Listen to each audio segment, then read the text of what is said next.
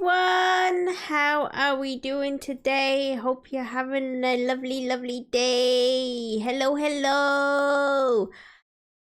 It is Wednesday, middle of the week, and everything's gone wrong, basically. So you might notice the stream says we're playing Monster Prom, and then hopefully Dark Pictures finale. So Sony have done a thing, or PlayStation's done a thing, where they made the last Dark Pictures anthology not free with PS Plus. So I have to download the PS4 version, which has 2 hours, 8 minutes left to download the whole thing, and 24 minutes left until it's ready to play. So, yeah, thanks for that, PlayStation.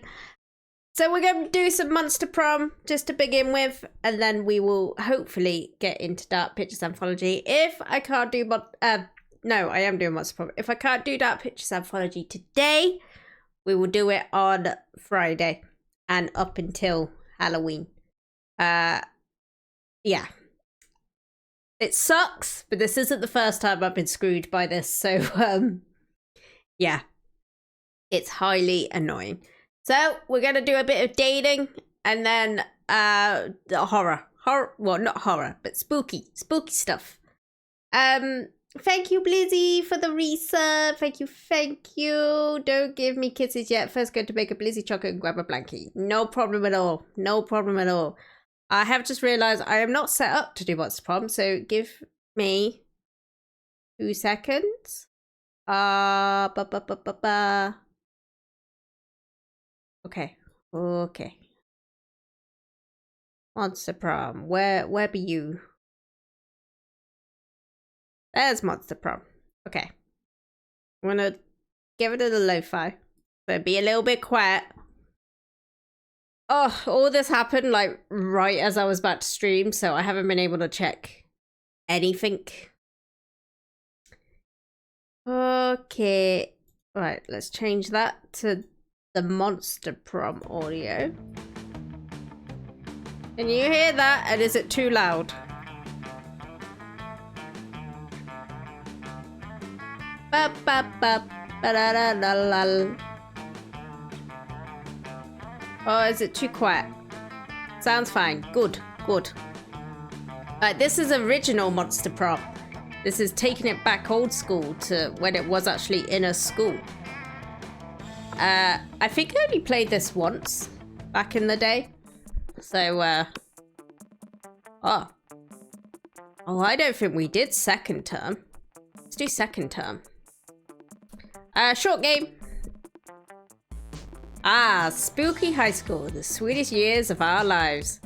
Back then, we were young and unafraid.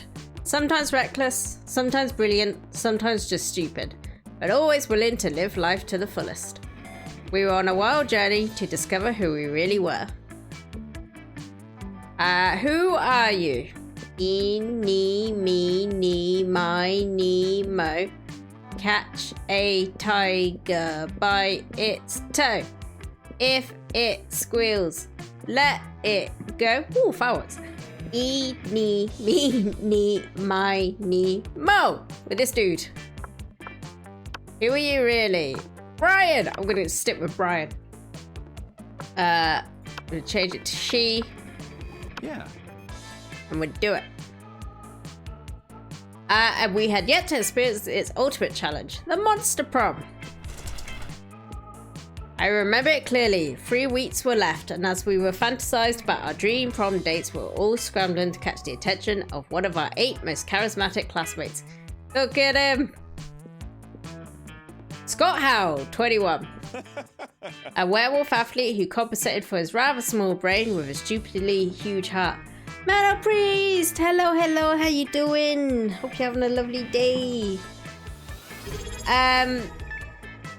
Thank you so much for the resub. Thank you. Yay, cozy spooky stream. Wow, this was because Sony screwed me over.